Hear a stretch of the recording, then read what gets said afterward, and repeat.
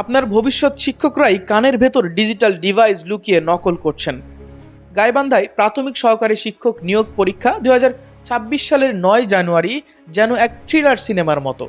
ভবিষ্যৎ প্রজন্মকে সঠিক শিক্ষা দেওয়ার গুরুদায়িত্ব যাদের কাঁধে, তারাই যদি এমন অসৎ উপায়ের আশ্রয় নেন, তাহলে কি হবে আমাদের সমাজের? ঘটনাটি অবিশ্বাস্য হলেও সত্য।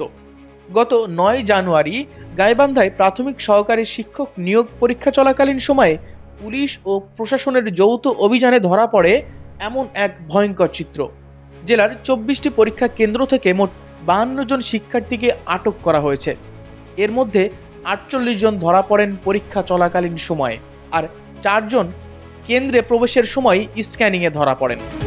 তাদের প্রত্যেকের বিরুদ্ধে ছিল কানের ভেতর অত্যন্ত সূক্ষ্ম ডিজিটাল ডিভাইস লুকিয়ে নকল করার অভিযোগ। আটককৃত শিক্ষার্থীদের কাছ থেকে কেবল কানের ভেতরের ডিভাইস নয়, মোবাইল ফোন এবং ব্লুটুথ সহ আরও অনেক ইলেকট্রনিক সরঞ্জাম জব্দ করা হয়। কিন্তু আসল নাটক শুরু হয় এরপর। আটককৃতদের গাইবান্ধা সদর হাসপাতালে নিয়ে যাওয়া হয়, যেখানে চিকিৎসকরা তাদের কান থেকে সেই সূক্ষ্ম ডিভাইসগুলো বের করেন। এই দৃশ্য উপস্থিত সবার কাছেই ছিল চরম অস্বস্তিকর এবং একই সাথে প্রশ্ন তৈরি করার মতো। ভাবতে পারেন চাকরির জন্য মানুষ কতটা নিচে নামতে পারে?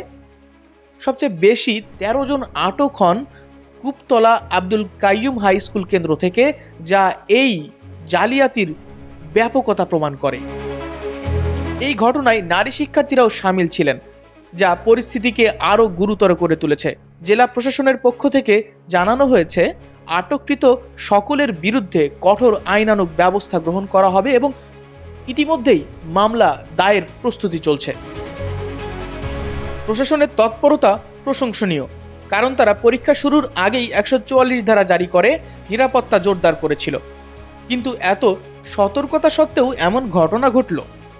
গাইবান্ধা জেলা প্রাথমিক শিক্ষা কর্মকর্তা লক্ষণ কুমার দাস নিজেই এই ঘটনার সত্যতা নিশ্চিত করেছেন এবং এই ধরনের অপকর্ম বন্ধে কঠোরতার ইঙ্গিত দিয়েছেন। দেশের ভবিষ্যৎ কর্ণধারদের বেছে নেওয়ার এই পবিত্র প্রক্রিয়াটি কেন আজ এমন অপবিত্রতার শিকার? কানের ভেতর ডিজিটাল ডিভাইস লুকিয়ে নকলের এই ঘটনা আমাদের শিক্ষা ব্যবস্থার ভিত্তিকে নাড়িয়ে দিয়েছে। এটি শুধু একটি পরীক্ষা নয়, এটি আমাদের নৈতিকতা, সততা এবং ভবিষ্যতের প্রশ্ন। কর্তৃপক্ষের কঠোর পদক্ষেপ এবং সমাজের সম্মিলিত সচেতনতাই পারে এমন অসৎ উপায় বন্ধ করতে। আপনারা কি ভাবছেন এই ঘটনা নিয়ে? এ ধরনের জালিয়াতি বন্ধে কি করা উচিত? অবশ্যই কমেন্ট বক্সে আপনাদের মূল্যবান মতামতটি জানাতে